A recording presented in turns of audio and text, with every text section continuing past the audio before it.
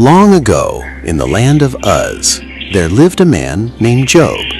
Job was not a king, nor a prophet, nor a warrior, yet his name was known in heaven itself. He was a man of great integrity, upright in all his ways, one who feared God deeply and turned away from evil.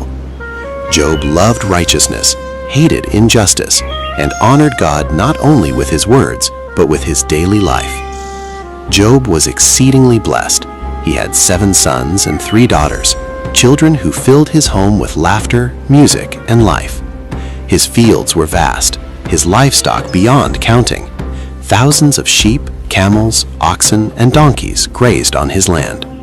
Servants moved about his estate like a small city, and travelers spoke of Job as the greatest man in all the East. Yet Job's greatest treasure was not his wealth, but his heart.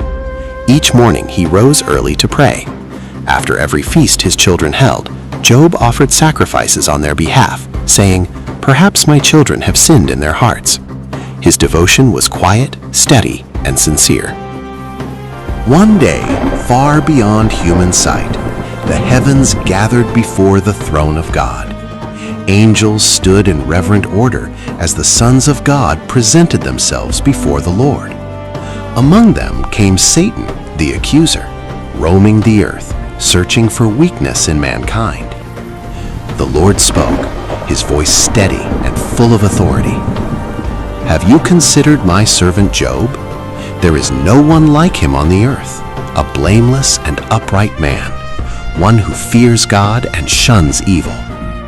Satan sneered and replied, "Does Job fear God for nothing?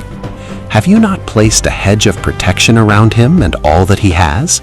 Stretch out your hand and strike all he has, and he will surely curse you to your face." The Lord answered calmly, "Very well. All that he has is in your power, but do not lay a hand on the man himself." And so, the test was set in motion.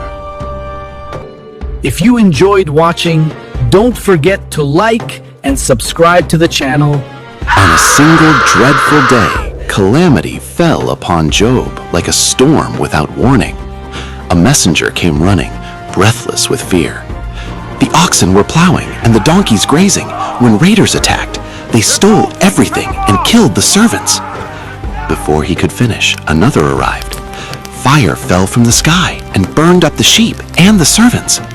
Then another cried, "The Chaldeans formed 3 raiding parties and carried off the camels." Finally, the most devastating message came. "Your sons and daughters were feasting when a mighty wind struck the house. It collapsed, and they are gone." Job fell to the ground. His world shattered in a moment. He tore his robe, shaved his head, and wept, but he did not curse God. Through tears he said, "Naked I came from my mother's womb, and naked I will depart. The Lord gave, and the Lord has taken away. Blessed be the name of the Lord." Once again, Satan came before the Lord and said, "Skin for skin, strike his flesh and he will curse you." The Lord replied, "He is in your hands, but spare his life." Job was struck with painful sores from the soles of his feet to the crown of his head. He sat among ashes, scraping his wounds with broken pottery. His wife, overwhelmed by sorrow, said, "Do you still hold on to your integrity? Curse God and die." But Job answered, "Shall we accept good from God and not trouble?" 3 friends came to comfort Job, but when they saw him, they wept and sat with him in silence for 7 days. When they spoke, their words cut deeper than wounds. They insisted Job must have sinned. Job defended his integrity, crying out in confusion and pain, longing for answers from God. A young man named Elihu spoke with wisdom, reminding all that God is just and speaks through suffering to teach and refine. The Lord answered Job out of the whirlwind, revealing his power, wisdom, and sovereignty over creation. Job repented in humility. God restored him, blessing him with double what he had before. Job lived long, saw generations, and knew God more deeply than ever. The story of Job is not just about suffering, it is about trust. Even when answers are hidden, God remains sovereign, faithful, and just.